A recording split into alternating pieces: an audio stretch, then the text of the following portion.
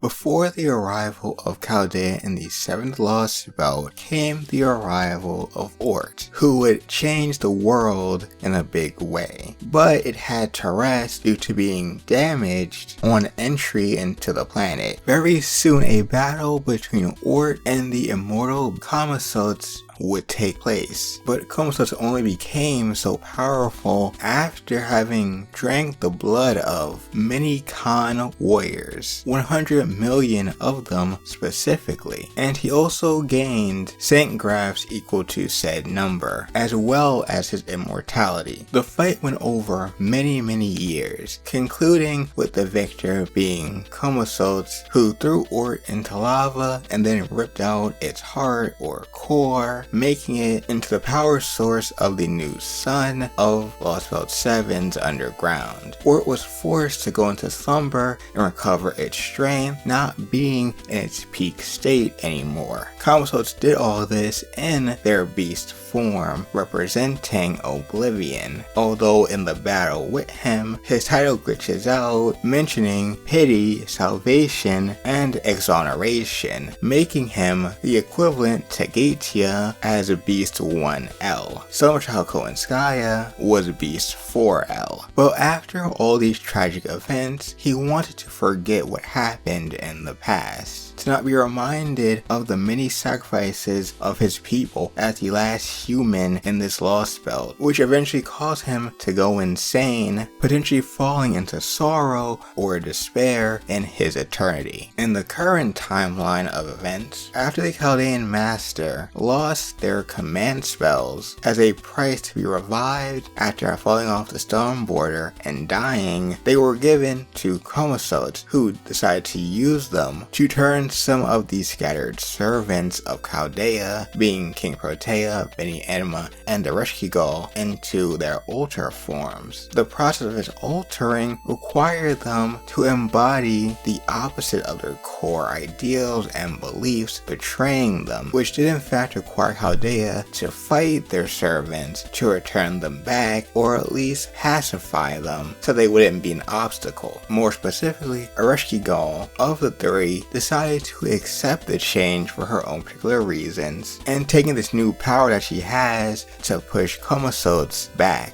Although I should mention, Camazots did not have full control of these servants, so at best he could only make them obstacles for Chaldea, as well as serving as watchers of the underworld, unable to leave their lairs. While Camazots was not a big fan of the let's revive ORT plan that David had, he did consider helping Chaldea, or even letting both sides fight it out and then taking out the wounded winner, but then decided on killing the master of Chaldea, becoming the last human master, telling them that they shouldn't lose to anybody but him. When he met Nitocris, he was frustrated at seeing her using her spirits to fight back his zombies, having remembered all her followers' names, because those are the people who remembered her and made her the hero that she was recognized as, where Camazots wants to forget the past, and by extension, his people. This encounter was one of the worst days in his life, and put him in a very bad mood. Much later on, Camazots would interrupt a fight between Nitocris and Tala, severely wounding Tala before she was able to reveal her true name, and unintentionally help them when that wasn't the intention, since Chaldea is his to defeat. As the story went on, they eventually had to pass through Camazots' domain. He mentions how he doesn't actually care about what happens to the world being immortal and all, and even offered to let Chaldea pass with no need of a fight if they gave him Nitocris, but of course they refused and he took his beastly form. Later on in the fight, he separated Nitocris from the group to try to alter her, but he didn't realize he didn't have any more command spells. But through her own methods, Nitocris altered herself. He criticizes how Nitocris was never able to move on, believing herself to be a sinner for having used underhanded means to kill her brother's killers. And he was right on the money, because Nitocris agrees with him. After transforming to her alter state, offering her heart to Anubis, she decides to judge punish Camazotz for trying to run away from his past. But before the battle could conclude, her magical energy ran out, but he broke her fall, saving her before he completely disappeared on his own, having given it his all in this fight. Thank you for making it this far. If you want to see more Lostbelt 7 content, check the video on screen or the card above for that content.